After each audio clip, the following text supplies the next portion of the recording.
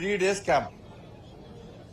Gynaecologist ఉన్నారు, cardiologist ఉన్నారు, orthopaedic doctors ఉన్నారు, ఈఎన్టీ సర్జన్స్ ఉన్నారు, జనరల్ సర్జన్స్ ఉన్నారు, జనరల్ ఫిజిషియన్స్ ఉన్నారు, ఎంఆర్ఐ స్కానింగ్ ఉన్నది, ఎక్స్రేస్ ఉన్నాయి, అన్ని రకాల టెస్టులు చేయడము, వాళ్ళకి ఇక్కడనే వైద్యం చేసే అవకాశం ఉంటే ఇక్కడనే వైద్యం చేయడము, లేదు వాళ్ళకి సర్జరీ చేసేటువంటి అవకాశం ఉంది అంటే కంపల్సరీ సర్జరీ చేయాలంటే వాళ్ళే ఫ్రీగా మార్నింగ్ 9 o'clock వెహికల్ పెట్టి వాళ్ళకి అన్ని భోజన వసతి ఏర్పాటు చేసి వాళ్ళని హైదరాబాద్ తీసుకుపోయి ట్రీట్మెంట్ చేసి సర్జరీ చేసి మళ్ళీ తిరిగి వాళ్ళ ప్రాంతాల్లో దింపే విధంగా వాళ్ళు ఏర్పాటు చేశారు.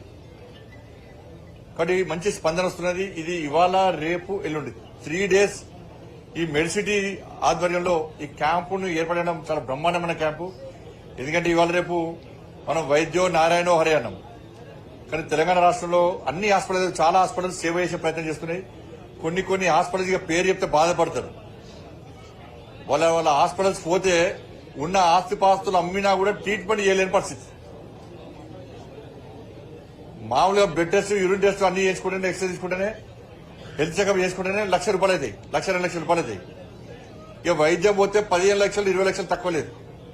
ఫస్ట్ చెప్పేటప్పుడు అడ్మిట్ చేసుకుంటారు, పేదోళ్లను అడ్మిట్ చేసుకున్నాక చుక్కలు చూపడతారు. ఇక వాళ్ళ ఆస్తిపాస్తులు అమ్మినా కూడా ట్రీట్మెంట్ చేసుకోలేని పరిస్థితి. చివరకు మీరు దండం పెడితే డిశ్చార్జ్ చేయాలి, మేము చచ్చిపోతే ఈ బిల్లులు చెల్లించలేని స్థితిలో ఉన్నామని చెప్పి డిశ్చార్జ్ చేసుకునేటువంటి దౌర్భాగ్య స్థితి, ప్రమాదకర పరిస్థితి తెలంగాణ రాష్ట్రంలో. దీనికి కారణం ఏంటంటే అధికార పార్టీ యొక్క ఆజమాయిషీ లేదు, ప్రభుత్వం యొక్క ఆజమాయిషీ లేదు. దీనివల్ల ఇబ్బందులు వస్తున్నాయి. పోనీ పేదలు ప్రభుత్వ ఆసుపత్రిలో ప్రైవేట్ హాస్పిటల్ ట్రీట్మెంట్ తీసుకుందామంటే వాళ్ళు చెల్లించాల్సిన ఆరోగ్యశ్రీ డబ్బులు చెల్లిస్తలేరు. ఆరోగ్యశ్రీ బకాయిలు చెల్లించకపోవడం వలన ప్రైవేట్ హాస్పిటల్కి పేదోడు పోయి వైద్యం చేసుకునే పరిస్థితి లేదు. దీని ఎమర్జెన్సీ కింద గుర్తించాల్సినటువంటి ప్రభుత్వము కనీసంగా బడా కాంట్రాక్టర్లు బీజేపీ కాంగ్రెస్ పార్టీ ఎంపీ ఎమ్మెల్యేలు మంత్రులు వాళ్ళ బిల్లు పేమెంట్ చేసుకోవడానికి సిద్ధంగా ఉన్నారు. 18%, 15% కమిషన్ ఇస్తే బిల్ పేమెంట్స్ కు సిద్ధంగా ఉన్నారు. కానీ పేదోడు వైద్యం చేసుకునే ఆరోగ్యశ్రీ బకాయిలు చెల్లించడం మాత్రం పైసలు ఇవ్వడం వాళ్ళ దగ్గర ఇలా ఇబ్బంది. ఇలా కేంద్ర ప్రభుత్వము దేశవ్యాప్తంగా ఆయుష్మాన్ భారత్, నరేంద్ర మోడీ గారి ప్రభుత్వం ఆయుష్మాన్ భారత్ ను అమలు చేస్తా ఉన్నది. 5 లక్షల విలువేసే ట్రీట్మెంట్ దేశంలో ముంబైలో పోయినా, కరీంనగర్ లో ముంబై పోయినా, ఢిల్లీ పోయినా, మద్రాసు పోయినా, ఏడికి పోయినా ట్రీట్మెంట్ చేసుకోవచ్చు. కానీ దాన్ని కూడా నిక్కచ్చిగా నిజాయితీగా అమలు చేసే పరిస్థితి తెలంగాణ రాష్ట్రంలో లేదు. వాళ్ళు చేయరు, ఇంకోళ్ళు చేయించే పరిస్థితి లేదు. కాబట్టి రాష్ట్ర ప్రభుత్వం వెంటనే ఆరోగ్యశ్రీ బకాయిలు చెల్లించాలని చెప్పి మేము డిమాండ్ చేస్తున్నాం. అందుకే భారతీయ జనతా పార్టీ ప్రభుత్వం వస్తే విద్యా వైద్యానికి ప్రాధాన్యత ఇస్తామని చెప్పినాం. భారతీయ జనతా పార్టీ ప్రభుత్వం వస్తే నిబంధనలకు అనుగుణంగా అర్హులైన వ్యక్తులందరూ కూడా ఉచిత వైద్యం, ఉచిత విద్య అందిస్తామని చెప్పి ప్రామిస్ చేస్తాం. మా ప్రభుత్వం నెక్స్ట్ రావడానికి సిద్ధంగా ఉంది. తెలంగాణ రాష్ట్రంలో మా ప్రభుత్వం ఏర్పడిన వెంటనే ఉచిత విద్య, ఉచిత వైద్యం పక్కా అందిస్తాం. దాంతోపాటు రాత్రి కురిసినటువంటి వడగళ్ల వానల వల్ల తెలంగాణ రాష్ట్రంలో అనేక ప్రాంతాలు అతలకుతలమైనవి. ముఖ్యంగా రైతాంగం అంతా నష్టపోయింది. దానిలో ముఖ్యంగా ఉమ్మడి కరీంనగర్ జిల్లా, ఉమ్మడి మెదక్ జిల్లా, ఉమ్మడి ఆదిలాబాద్ జిల్లాలో తీవ్ర నష్టం జరిగింది. మొత్తం పంటలన్నీ సర్వనాశనం అయిపోయినాయి. వరి గాని, పత్తి గాని, మామిడి గాని మొత్తం కనీసం చేతికి రాకుండా ఇవాళ మొత్తం చాలా ఇబ్బంది పడే పరిస్థితి, రైతులు ఇబ్బంది పడే పరిస్థితి వచ్చింది. ఇలా ఎక్కడికక్కడ రైతులు హరిఘోష పడుతున్నారు, ఏడుస్తున్నారు రైతులందరూ కూడా. కాబట్టి అనుకోకుండా వచ్చిన విపత్తు కావచ్చు, అనుకోకుండా వచ్చిన అకాల వర్షాలు, వడగల వడలు కావచ్చు. కానీ ప్రభుత్వం వాళ్ళు ఆదుకోవాల్సిన అవసరం ఉంది. ఎందుకంటే 10 సంవత్సరాల కేసీఆర్ పాలనలో అకాల వర్షాల వల్ల, వడగళ్ల వాన వల్ల ఇదే చామనపల్లి, ఇప్పుడు మనం ఉన్న చామనపల్లికి పోయినసారి నేను వచ్చి చూసిపోయినా.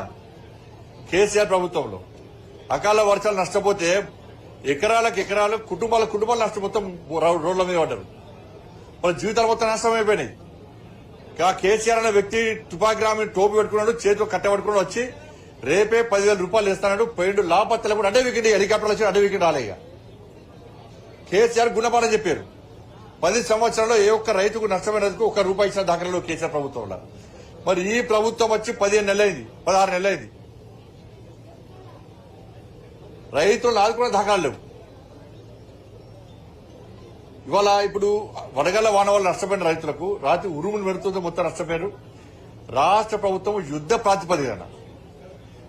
ప్రాతిపదికన వెంటనే దీని మీద వాళ్ళకి నష్టపరిహారం ఇవ్వాలి. రైతులు నష్టపోకుండా చూడాలి, వాళ్ళని ఆదుకునే విధంగా ప్రయత్నం చేయాలి, వాళ్ళని సంతోషపెట్టాలి. మళ్ళీ ఈ పేరుతోని మీరు సర్వే చేయండి, నివేదికలు తెప్పించుకోండి, ఇబ్బంది లేదు. కానీ ఏదంటే ఈ కాంగ్రెస్ పార్టీ కేసీఆర్ ఎట్లా చేసినా గట్టిగా చేస్తున్నారు. కేసీఆర్ ఏం చేసిండు? సమీక్షల పేరుతోని, సర్వేల పేరుతోని, నివేదికల పేరుతోని టైంపాస్ చేసి ఈ పంట అయిపోయినాక నెక్స్ట్ పంట వేసుకునే దాకా ఏం రూపాయి చేయలే. రైతులు ఏం చేశారు? పాత నష్టం మర్చిపోయారు. ఇక సరే ఈసారైనా నష్టాన్ని మనం నివారించుకుందామని చెప్పి మళ్ళీ పంట వేసుకున్నారు. ఈ ప్రభుత్వం అదే చేస్తుంది. ఇప్పుడు చూడండి, ఇక నేను వెంటనే ప్రభుత్వం డిమాండ్ చేస్తున్నా, మీరు వారం రోజుల పాట నివేదిక తెప్పించుకోండి, మీరు సమీక్ష చేయండి, సర్వేలు తెప్పించుకోండి.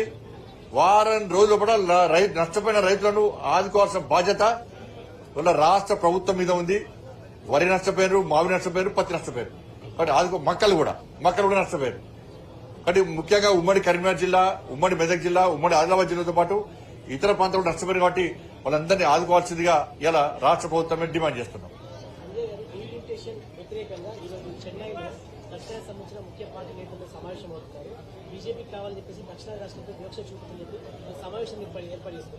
ఇప్పుడు ఆలు లేదు, సొల్లు లేదు, కొడుకు పేరు సోమాలింగం అని దాంట్లో ఉండే ఇలా పరిస్థితి ఉన్నది. దొంగలు కలిసి ఊరు పంచుకునే ప్రయత్నం చేస్తున్నారు వీళ్ళు. ఆడ కలిసి అంత దొంగల ముఠానే, అంత మాఫియా ముఠానే. లిక్కర్ స్కామ్ ముఠా ఒకటి ఉన్నది, ల్యాండ్ స్కామ్ ముఠా ఉన్నది. ఇవాళ మొదటి నుంచి చెప్తున్నా, బీఆర్ఎస్ కాంగ్రెస్ ఒకటే. బీఆర్ఎస్ పార్టీ కేసుల నుంచి తప్పించుకోవడానికి కాంగ్రెస్ పార్టీకి సహకరిస్తున్నది. ఇద్దరు కలిసి పనిచేస్తున్నారు. ఢిల్లీలో కలిసి ఉంటారు, గల్లీలో కొట్లాడతారు. ఇవాళ డీఎంకే పెట్టిన మీటింగ్ ఇద్దరు అనుకోవడం వేరు. మరి తెలంగాణ ప్రజలు ఆలోచించాలి, వీరిద్దరు ఒక్కటా కాదా మీరు ఆలోచించండి. కేసుల విషయంలో కేసీఆర్ కుటుంబానికి ఒక నోటీస్ ఇస్తున్నారు, టచ్ చేసే ప్రయత్నం కూడా చేస్తలేరు. ఇవాళ డీఎంకే పెట్టిన మీటింగ్ వీళ్ళందరూ కలిసిపోయారు, వాళ్ళందరూ కలిసి మాట్లాడుకుంటారు. వీళ్ళందరూ దేని వ్యతిరేకంగా? భారతీయ జనతా పార్టీ వ్యతిరేకంగా కొట్లాడుతున్నారు. వాళ్ళందరూ కలిసి కాంగ్రెస్, బీఆర్ఎస్ కలిసి మాకు వ్యతిరేకంగా కొట్లాడుతున్నారు. వాళ్ళ ఢిల్లీలో అసలు డీలిమిటేషన్ సంబంధించి ఇంకా ప్రాసెస్ స్టార్ట్ కాలే. దాని గురించి నిబంధనలు ఫ్రేమ్ చేయలేదు. అసలు దాని గురించి ఏమిగా ఒక నిర్ణయం తీసుకోలే. ఇంకా నియమ నిబంధనలు ఎక్కడ రూపొందించలే. ఇంకా ఇవాళ ఒక ప్లాన్ ప్రకారం ఇక్కడ కాంగ్రెస్ పార్టీ ఏం చేస్తుందంటే 6 గ్యారెంటీల హామీ నుంచి తప్పించుకునే ప్రయత్నం, వాళ్ళు పడుతున్న అవినీతి వ్యతిరేకంగా ప్రజల దృష్టి మళ్లించడానికి. బీఆర్ఎస్ పార్టీ ఏం చేస్తుంది? మా మీద కేసుల గురించి కాంగ్రెస్ పార్టీ సహకరించారు కాబట్టి మేము కాంగ్రెస్ పార్టీ ఏం చెప్తాను చేస్తామని చెప్పి బీఆర్ఎస్ పార్టీ పోయారు.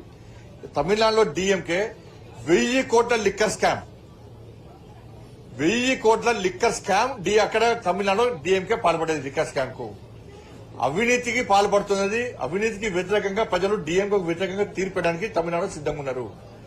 దాని నుంచి ప్రజల దృష్టి మళ్లించడానికి ఇదంతా పక్కా ప్లాన్ గా చేస్తున్నారు. కానీ ప్రజలు ఎవ్వి పట్టించుకోరు. ఇవాళ అమిత్ షా గారు చెప్పారు, రాజ్నాథ్ సింగ్ గారు చెప్పారు, దక్షిణాదిలో సీట్లను తగ్గించే ప్రయత్నం మేము చెయ్యము. అటువంటి ఆలోచన లేదు. డీలిమిటేషన్ సంబంధించి ఒక నిర్ణయానికి మేము రాలేదు, దానికి ఏమి నియమ నిబంధనలుగా పెట్టలేదు మేము అని చెప్పి క్లారిటీ ఇచ్చినప్పుడు కూడా వాళ్ళ అవినీతిని తప్పించుకోవడానికి, ప్రజల దృష్టి మళ్లించడానికి, లిక్కర్ స్కామ్ నుంచి డీఎంకే తప్పించుకోవడానికి ఇవాళ ఈ కొత్త దుకాణాన్ని స్టార్ట్ చేశారు. అదంతా కూడా ఒక మాఫియా మూట. ఇలా డీఎంకే అక్కడ మద్రాసులో జరిగేది ఒక మాఫియా మూటా సమావేశం అది. అక్కడ ఉన్న పార్టీలు అన్ని కూడా అవినీతి పార్టీలు, అక్కడ ఉన్న పార్టీలు అన్ని కూడా స్కామ్ లో ఉన్న పార్టీలు, అక్కడ ఉన్న పార్టీలు అన్ని కూడా ప్రజల దృష్టి మళ్లించడానికి, బీజేపీని బదనాం చేయడానికి చేస్తున్న కుట్రలో భాగం మాట్లాడిన విషయం వాస్తవం. కలిసిపోయారు.